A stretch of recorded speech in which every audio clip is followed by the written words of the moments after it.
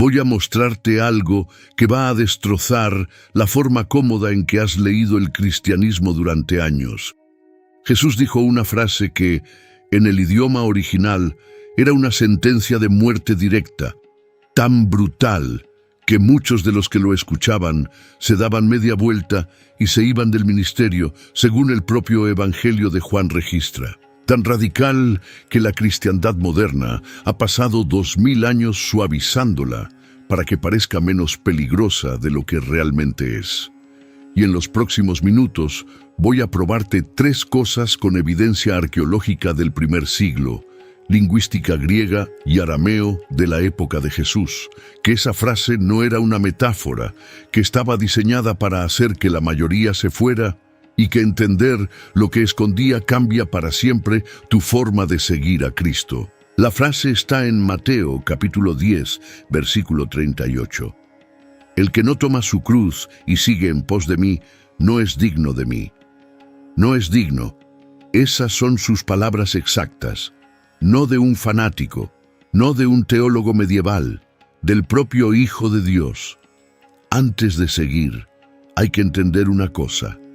Cuando hoy ves una cruz colgada en una iglesia, una cruz de oro en el cuello de alguien, una cruz tatuada en el brazo de un cantante, todo eso es resultado de 2000 años de embellecimiento simbólico. Pero en el año 30 de nuestra era, en el momento en que Jesús pronunció esa frase, la cruz era todavía lo que siempre había sido.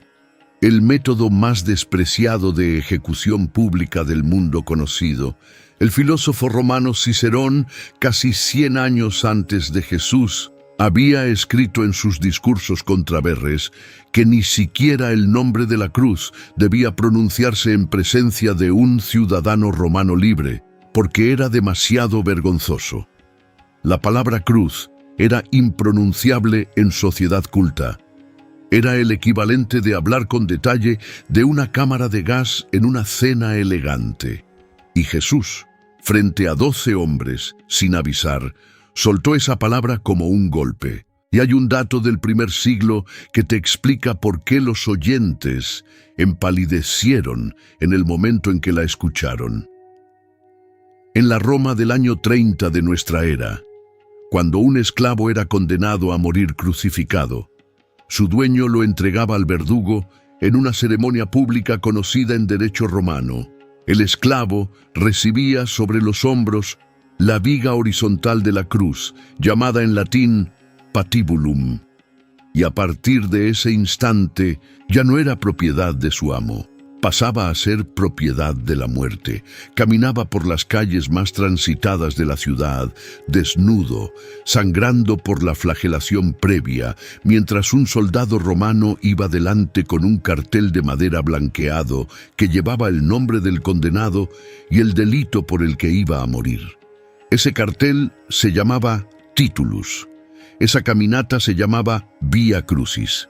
Y el peso del patibulum, según las reconstrucciones arqueológicas hechas por especialistas en derecho romano y los estudios forenses publicados en revistas como Biblical Archaeology Review, oscilaba entre 40 y 57 kilos de madera bruta sin pulir.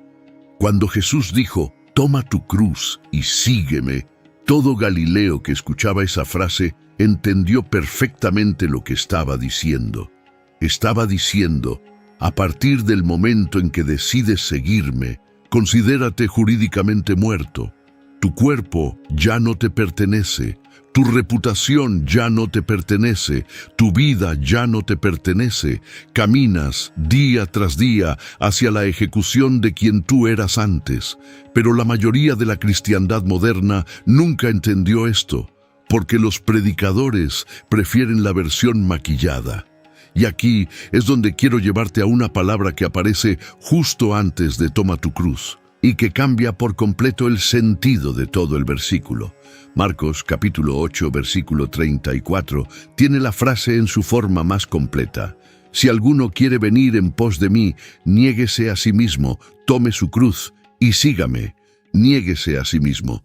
En griego es una sola palabra, una palabra técnica, una palabra que casi nadie nota, y esa palabra es la llave de toda la frase. La palabra es aparnisasto, suena como aparnesasto. Forma una raíz que aparece en momentos clave del Evangelio de Marcos.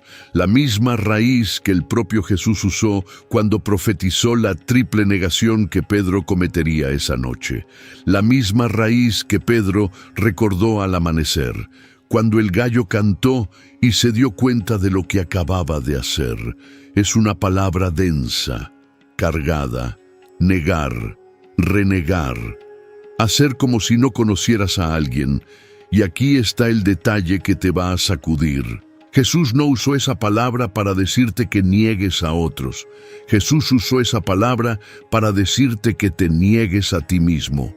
Que te trates como Pedro trató a Jesús esa noche, que cuando tú mismo te llames y digas, mírame, yo soy importante, yo merezco esto, yo tengo derecho a aquello, le respondas como Pedro respondió en el atrio del sumo sacerdote, no te conozco, no sé quién eres, apártate. Captas la dimensión de lo que Jesús estaba pidiendo. No estaba pidiendo que dejaras un mal hábito. No estaba pidiendo que te hicieras un poco más religioso. Estaba pidiendo que negaras tu propia identidad anterior con la misma frialdad con la que un traidor niega haber conocido a un amigo. Que ejecutaras una traición voluntaria contra la persona que tú creías ser.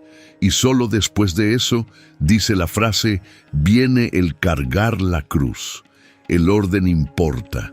Primero te niegas, después cargas. Y por eso Pedro pudo negar a Jesús aquella noche, porque no había aprendido todavía a negarse a sí mismo primero. El instinto de Pedro era preservar a Pedro, y mientras Pedro era prioridad, Jesús podía ser sacrificado en el altar de la supervivencia personal sin remordimiento. Detente. Esto que acabas de escuchar no es teoría. Esto sucede todos los días, en las iglesias, en los matrimonios cristianos, en los lugares de trabajo donde un creyente debe decidir entre la verdad y la promoción. Cada vez que cuidamos primero la imagen propia y dejamos a Cristo cargar el escándalo, repetimos el patrón de Pedro en el atrio, y la mayoría ni siquiera lo nota. Pero hay un dato más antiguo todavía, más antiguo que el griego del Nuevo Testamento. Porque Jesús no hablaba griego con los discípulos en el monte, hablaba arameo. Y la raíz aramea que probablemente subyace a este mandato es kafar, una raíz que en su uso semítico carga el sentido de rechazar, decir no, hacer desaparecer algo. La misma raíz consonántica está detrás de palabras hebreas asociadas con cubrir y con la expiación, lo que algunos estudiosos consideran un eco teológico interesante. Pero en su uso aramaico básico, lo que Jesús estaba pidiendo era rotundo. Rechazar al viejo yo, decirle no, una y otra vez, a las exigencias del propio orgullo. Tratar al Saulo de antes como un cadáver listo para ser sepultado. Y a partir de ahí, ahora sí, podías cargar la cruz. Porque solo un hombre que ya está muerto puede cargar una sentencia de muerte sin aterrarse. Hay una historia arqueológica del primer siglo que confirma todo esto de una manera devastadora. En el año 1968, en una colina al norte de Jerusalén, llamada Givat Hamiftar, unos obreros, excavando para construir una vivienda, rompieron sin querer el techo de una tumba antigua. Llamaron a los arqueólogos del Departamento de Antigüedades de Israel, y dentro de aquella tumba familiar judía del primer siglo, los expertos hallaron 17 osarios, cajas de piedra con huesos. El director de la excavación se llamaba Basilios Tsaferis. Llevaba años trabajando en cementerios judíos del período del Segundo Templo, pero lo que sus manos tocaron aquella tarde no se parecía a nada que hubiera tocado antes. Cuando levantó la tapa del osario marcado con un nombre arameo, Esperaba encontrar restos comunes. Lo que encontró cambió la historia de la arqueología bíblica. Pero uno de esos osarios contenía algo que ningún arqueólogo había encontrado jamás. Los restos de un hombre crucificado. El nombre, grabado en arameo en la piedra, decía Yehohanán ben Jaccol. Murió entre los años 7 y 66 de nuestra era.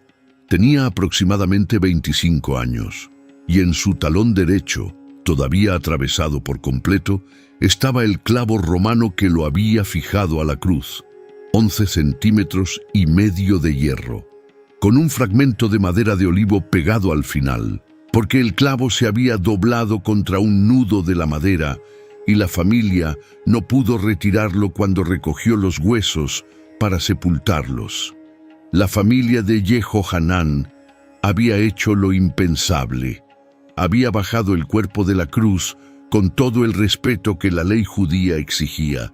Había envuelto los huesos en lienzo y un año después, cuando la carne ya se había descompuesto, había recogido los huesos para depositarlos en un osario de piedra caliza tallada a mano.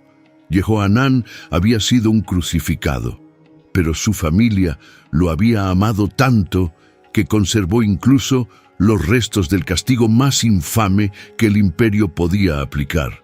Y aquí está el dato que cambia tu lectura para siempre. Yehohanán no cargó una cruz entera al lugar de su ejecución. Cargó solo el patibulum, la viga horizontal, porque, según los estudios del arqueólogo Basilios Tsaferis, publicados en el Israel Exploration Journal, los romanos jamás dejaban que el condenado cargara la cruz completa. La madera era escasa en Jerusalén. El poste vertical, llamado stips, quedaba clavado permanentemente en el lugar de las ejecuciones, fuera de las murallas de la ciudad, esperando a la siguiente víctima. Solo el patibulum se cargaba y se reutilizaba. Esto significa que cuando Jesús dijo, «Toma tu cruz», todo Galileo que escuchaba sabía exactamente qué estaba pidiendo. Estaba pidiendo que cargaras una madera transversal de 45 kilos sobre los hombros, atravesando las calles de tu propia ciudad, mientras todos los que te conocían te veían marchar hacia la muerte. ¿Sigues pensando que es una metáfora bonita? Y antes de que sigas, hay algo que la historia arqueológica revela y que casi nadie cuenta. Los romanos no inventaron la crucifixión. Los romanos la perfeccionaron. La práctica viene de mucho más atrás. El historiador griego Heródoto registra que el rey Darío I de Persia crucificó 3.000 opositores políticos en Babilonia en el año 519 a.C.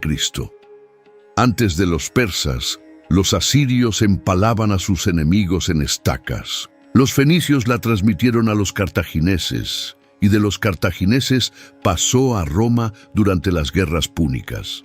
Cuando Jesús nació, la crucifixión ya tenía más de 500 años de evolución como instrumento de terror imperial.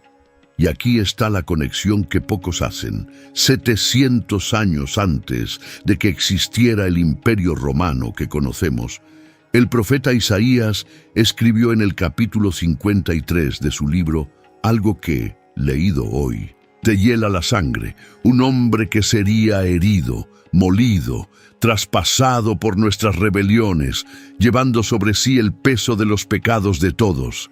En aquel momento, los judíos no crucificaban, ejecutaban por apedreamiento, por estrangulamiento, por degollamiento. La crucifixión ni siquiera existía como castigo común en Israel. Pero Isaías describió con precisión inhumana lo que sucedería 7 siglos después, en el monte llamado Calvario. Cuando Jesús habló de cargar la cruz, no estaba inventando una metáfora nueva. Estaba activando una profecía antigua. Estaba diciéndoles a los discípulos, lo que Isaías escribió va a cumplirse en mí, y ustedes van a cargar un fragmento de ese peso conmigo. Pero detengámonos un momento. Imagínate algo mucho más cercano. Estás en una oficina cualquiera, lunes por la mañana.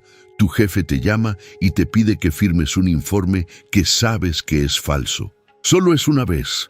Nadie va a saberlo, y si lo haces, el ascenso es tuyo. Si no lo haces, hay otros candidatos esperando tu lugar. Ahí, en ese instante, aparece tu patíbulum.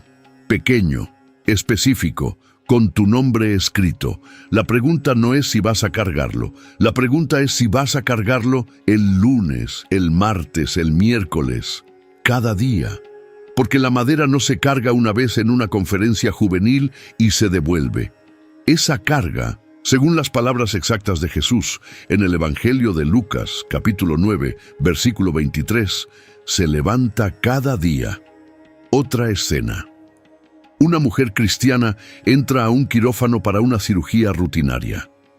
El médico, antes de la anestesia, le pregunta si cree en Dios. Ella responde que sí. El médico se ríe, dice que la ciencia ya superó esas creencias. El anestesista escucha, 2 enfermeras escuchan, y la mujer tiene 3 opciones. Callarse para evitar el conflicto, defenderse en debate o hablar con dulzura de aquel a quien sigue, sabiendo que probablemente nadie le creerá. Cualquier camino que elija, allí mismo está su patibulum. 45 kilos de madera invisible cayendo sobre los hombros mientras está semidesnuda en una camilla. Otra escena más. Un padre de familia descubre que su hijo adolescente está consumiendo drogas. El camino fácil sería gritar, castigar, romper la relación. El camino del Evangelio es completamente otro. Es sentarse, escuchar, llorar con él, mostrarle a Cristo en la conducta antes que en el sermón. Y ese tipo de paternidad cristiana, pesa mucho más que cualquier gritería, porque exige negarse a sí mismo, al propio orgullo herido, a la propia reputación social, al ¿qué van a decir en la iglesia? Y cargar el patibulum del hijo durante meses, años, sin garantía de que se levante. Esa palabra cambia todo, cada día. Lucas, el médico cuidadoso, el que verificó cada detalle antes de escribir su evangelio, conservó la frase completa que Mateo había abreviado. Si alguno quiere venir en pos de mí, niéguese a sí mismo, tome su cruz cada día y sígame. Cada día, no una vez, no al principio del camino, cada 24 horas. Cada mañana cuando el sol vuelve a salir y trae consigo un nuevo conjunto de tentaciones, dificultades y oportunidades de comprometer tu fe. Y la mayoría de los cristianos, esto es lo que hace daño escucharlo, cargaron la madera un día, en una conferencia, en un altar, en una vigilia juvenil y después la dejaron tirada en el camino. Volvieron a sus vidas anteriores con un barniz religioso, y se preguntan por qué no sienten poder, por qué no ven frutos, por qué Dios parece distante. La respuesta es simple: hace años que no cargan el patibulum. Y aquí entra el contraste devastador. Pablo de Tarso entendió esto perfectamente. Antes de convertirse, Saulo era ciudadano romano, estudiante del rabino Gamaliel, miembro del Sanedrín en formación, futuro garantizado en la jerarquía religiosa de Jerusalén. Y un día, en el camino a Damasco, todo aquel hombre murió. Antes de seguir con Pablo, hay que volver al momento exacto en que Jesús pronunció esta frase, porque el contexto es brutal. Mateo capítulo 10 es un sermón completo. Jesús está enviando a los 12 apóstoles en su primera misión sin él. Les dice qué llevar y qué no llevar, cómo entrar a las casas, qué hacer cuando los rechacen. Y en medio de las instrucciones, sin previo aviso, suelta la frase del patibulum. Imagínate la escena: Galilea, posiblemente cerca de Cafarnaúm, atardecer. Los 12 hombres están sentados en círculo, algunos pescadores, un recaudador de impuestos, un celote que probablemente vio crucifixiones romanas en su juventud y odia a Roma con cada fibra de su cuerpo, y Jesús, sentado en el centro, les dice que carguen el instrumento de tortura del enemigo del pueblo. Para un celote como Simón, escuchar a Jesús decir «toma tu cruz» debió haber sido una traición sangrienta. La cruz era la herramienta del opresor. Era lo que los romanos hacían a los hijos de Israel cuando se levantaban contra el imperio. El historiador Flavio Josefo, en su obra Guerra de los Judíos, registra que en el año 4 a.C., después de la muerte de Herodes el Grande, estallaron revueltas mesiánicas por toda la región. El gobernador romano de Siria, Quintilio Varo, marchó con 3 legiones para aplastarlas. Séforis fue quemada hasta los cimientos. Sus habitantes fueron vendidos como esclavos, y alrededor de Jerusalén, Varo ordenó crucificar a 2.000 rebeldes en una sola operación de represalia. Aquellos cuerpos clavados en cruces a lo largo de los caminos principales eran el paisaje en que crecieron Jesús y sus discípulos. Séforis está a apenas 6 kilómetros de Nazaret, y la memoria colectiva del horror todavía estaba fresca cuando Jesús empezó a predicar. Cuando Jesús dijo a sus discípulos, «Toma tu cruz», no estaba sacando una metáfora del aire, estaba apropiándose del símbolo más despreciado por su propio pueblo y diciendo, «Vamos a transformarlo. Lo que era símbolo de derrota va a ser símbolo de victoria. Lo que era humillación pública va a ser corona eterna». Y solo Dios mismo podía hacer una operación teológica de esa magnitud. Pero los 12, en aquel momento, no entendieron del todo. Algunos asintieron sin captar lo que estaban aceptando. Otros guardaron silencio incómodo. Solo Judas Iscariote permaneció en el récord como el traidor explícito. Pero hubo algo más profundo. El propio Evangelio de Juan, capítulo 6, registra que en otra ocasión, después de un discurso difícil de Jesús, muchos de sus discípulos volvieron atrás y ya no andaban con él. Las palabras radicales de Jesús siempre filtraban a los que no estaban dispuestos a pagar el precio. Y Pablo, después de aquel encuentro, eligió por voluntad propia ser azotado 5 veces con 39 latigazos. Eligió ser apedreado y dejado por muerto en Listra. Eligió 3 naufragios. Eligió pasar hambre y sed y frío y desnudez en sus viajes misioneros. Eligió la cárcel de Filipos, la de Cesarea, la de Roma. Eligió ser decapitado bajo el emperador Nerón. Cada una de esas decisiones fue un patibulum cargado un día más. Y aún así, leyendo sus cartas con atención, no encuentras a Pablo quejándose de su propio sufrimiento.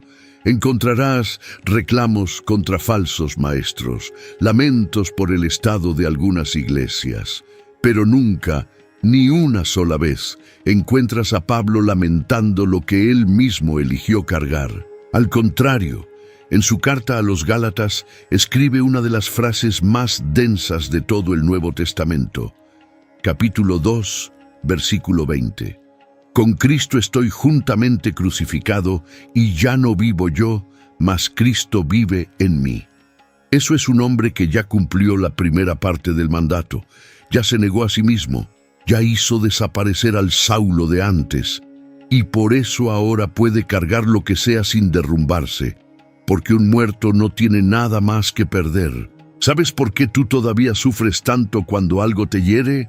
Porque todavía no estás muerto, todavía hay un yo vivo dentro de ti que reacciona, que se ofende, que se defiende, que exige, y mientras ese yo siga vivo, la cruz va a aplastarte. La solución no es buscar una cruz más liviana, la solución es matar al que la carga. Piénsalo de otra manera. Si alguien insulta a un cadáver, el cadáver no se ofende. Si alguien le quita algo a un cadáver, el cadáver no se queja. Si alguien lo abandona, el cadáver no llora. La inmunidad espiritual del cristiano maduro no viene de tener una piel más gruesa, viene de estar muerto al viejo yo. La ofensa pasa a través de ti como el viento pasa a través de un esqueleto, sin nada que aferre, sin nada que se mueva, y por eso Pablo pudo escribir desde una cárcel romana, encadenado a un soldado, sabiendo que probablemente lo iban a decapitar pronto. Para mí, el vivir es Cristo, y el morir es ganancia. Esa frase solo tiene sentido si lo que se pierde al morir es algo que ya estaba muerto. Pablo no temía perder su vida porque ya la había perdido años atrás. Lo que respiraba en aquel calabozo no era Saulo el fariseo, era Cristo en Pablo, y Cristo no puede morir. Y eso es lo que Jesús estaba ofreciendo cuando dijo aquellas palabras tan brutales. No te estaba pidiendo que sufrieras más. Te estaba mostrando el único camino para sufrir menos, morir voluntariamente al viejo tú, antes de que la vida te obligue a hacerlo a la fuerza. Hay un detalle más en el griego de aquel versículo que te va a quedar grabado. La palabra para tomar que usa Mateo es airo. No significa simplemente recoger algo del suelo, significa levantar un peso, asumirlo, hacerlo parte de tu cuerpo. Es el mismo verbo que se usa cuando hablamos de cargar a un niño en brazos hasta que duerme. No es soportar a regañadientes, es abrazar voluntariamente. Cuando Jesús pidió que tomaras tu cruz, no pidió que la arrastraras quejándote, pidió que la levantaras como quien levanta a un hijo, con afecto, con propósito, con la convicción de que ese peso es la parte más sagrada de tu vida. Y aquí viene lo que muchos predicadores prefieren no decir. Hay personas que se negaron a cargar la cruz, y la Biblia conserva sus nombres como advertencia eterna. Demas. La carta del apóstol Pablo a Timoteo conserva sobre él una frase devastadora. Demas me ha desamparado, amando este mundo.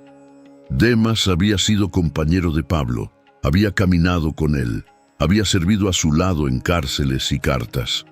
Pero llegó un momento en que el patibulum se hizo demasiado pesado, y Demas eligió este mundo, y desapareció de las páginas sagradas para siempre. La última imagen que la Escritura preserva de Demas es la de un hombre que prefirió la comodidad a la corona. ¿Cuántos Demas hay en las iglesias hoy? Hombres y mujeres que empezaron bien, que cargaron la madera por un tiempo, pero que en algún momento decidieron que el peso era demasiado y la dejaron caer en una esquina del camino. Algunos siguen yendo a la iglesia los domingos, pero la viga quedó tirada años atrás. Y la pregunta dolorosa es esta: ¿estás cargando el patibulum o eres como Demas? Solo tú sabes la respuesta sincera. Pero antes de que respondas, necesitas escuchar algo que va a darte esperanza, porque hay otra historia, muy diferente, en aquel mismo viernes en que Jesús subió al Calvario.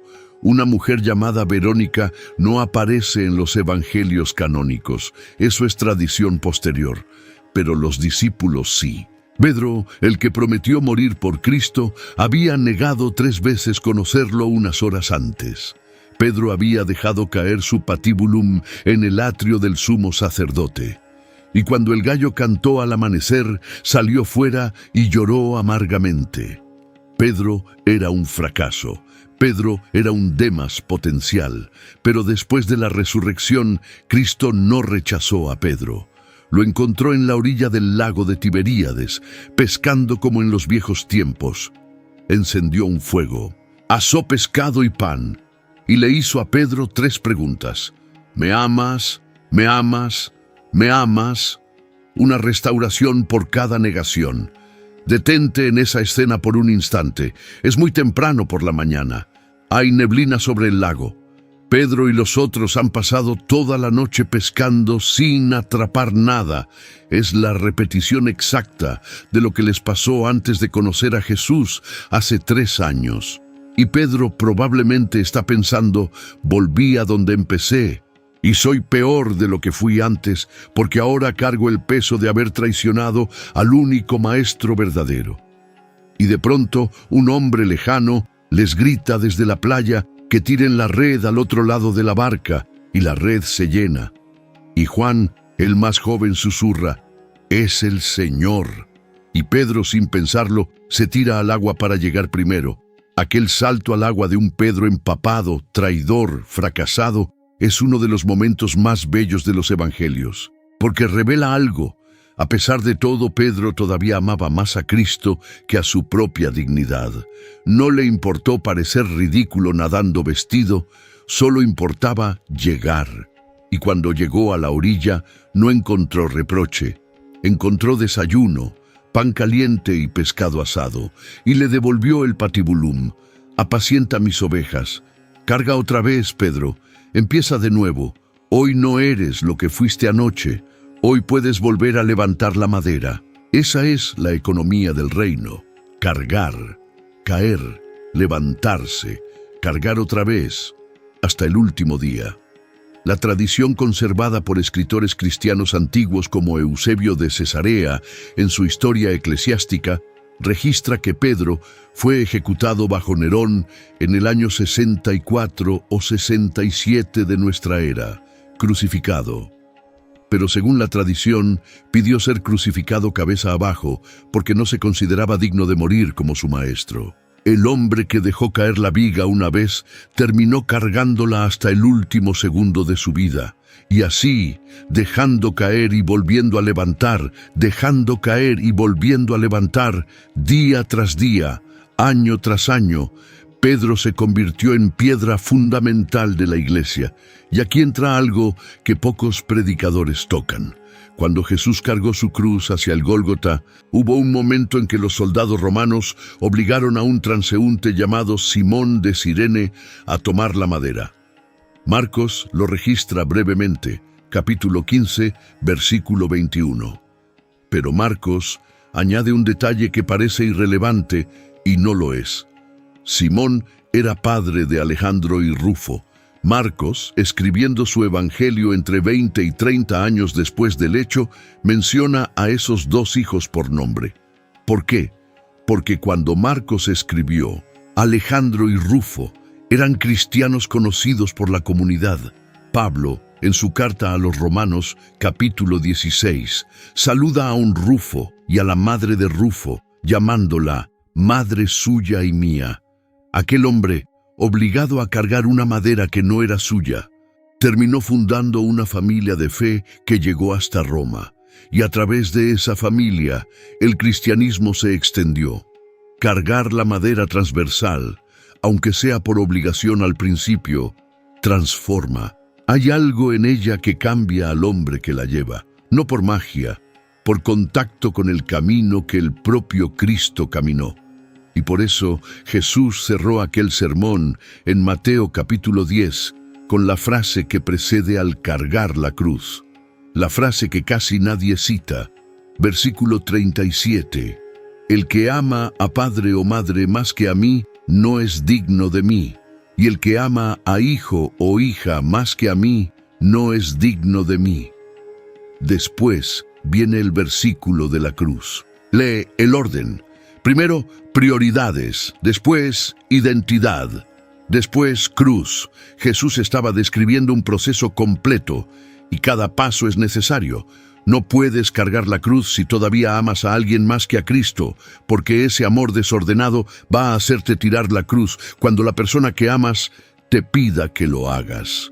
No puedes cargar la cruz si todavía no te has negado a ti mismo, porque tu propio yo va a hacerte tirar la cruz en el primer momento de dolor real. Solo el que ya ordenó sus afectos y ya murió a sí mismo puede sostener la madera hasta el final. Por eso, muchos cristianos cargan la cruz unos meses, unos años, y después la dejan caer, porque saltaron los pasos previos, quisieron sufrir antes de morir, y eso es imposible. El orden divino es: muere primero, sufre después, resucita siempre. Y aquí, casi al final, hay algo que necesitas escuchar. Cuando Jesús cargó su patibulum hacia el Gólgota, los relatos de los evangelios sinópticos coinciden en que su cuerpo destrozado por los azotes no pudo sostener la madera todo el camino. Por eso obligaron a Simón a llevarla. Hubo un momento, según la lectura natural de los evangelios, en que el Hijo de Dios cayó. físicamente, en el polvo, bajo la madera. La distancia, según los estudios topográficos modernos comparados con los relatos del primer siglo, era de aproximadamente 600 metros desde el pretorio hasta el monte llamado Gólgota. 600 metros para alguien sano sería caminata de minutos. Para un hombre flagelado con el flagrum romano, el látigo de cuero con bolitas de plomo y trozos de hueso en las puntas, esos 600 metros eran una eternidad. El estudio médico publicado en 1986 en el Journal of the American Medical Association por el Dr. William D. Edwards y su equipo, basándose en evidencia forense y registros romanos, concluyó que la flagelación previa por sí sola podía causar shock hipovolémico letal antes de llegar a la cruz. Jesús no llegó, cayó. Eso debería darte un consuelo enorme, porque significa que cuando tu patibulum te haga caer, no eres un fracasado, no eres un cristiano débil, no eres un caso perdido, eres alguien caminando exactamente el mismo camino que tu maestro caminó. Y de la misma forma en que él se levantó y siguió, tú también te levantarás y seguirás. Al final del camino no hay una tumba como punto final. Hay un sepulcro vacío y un Cristo resucitado esperándote. Por eso el cristianismo no es la religión del sufrimiento. Es la religión de la resurrección que pasa por el sufrimiento. Y aquellos que cargan la madera junto con Cristo también resucitan junto con Él. Es matemática divina. Si moriste con Él, vives con Él. Si sufriste con Él, reinas con Él. Pero todo empieza con cargar el patíbulum. Si esto que acabas de escuchar te tocó algo profundo, dale tu like a este video, porque cada like ayuda a que más personas que están arrastrando un patibulum sin sentido encuentren este mensaje. Y deja en los comentarios la palabra patibulum si entendiste por qué Jesús eligió esa palabra exacta, no otra, en aquella tarde de Galilea. Mañana, cuando salga el sol, tu patibulum va a estar exactamente donde lo dejaste anoche. Y la pregunta no es si vas a cargarlo algún día. La pregunta es si vas a empezar hoy. El que tiene oídos para oír, oiga.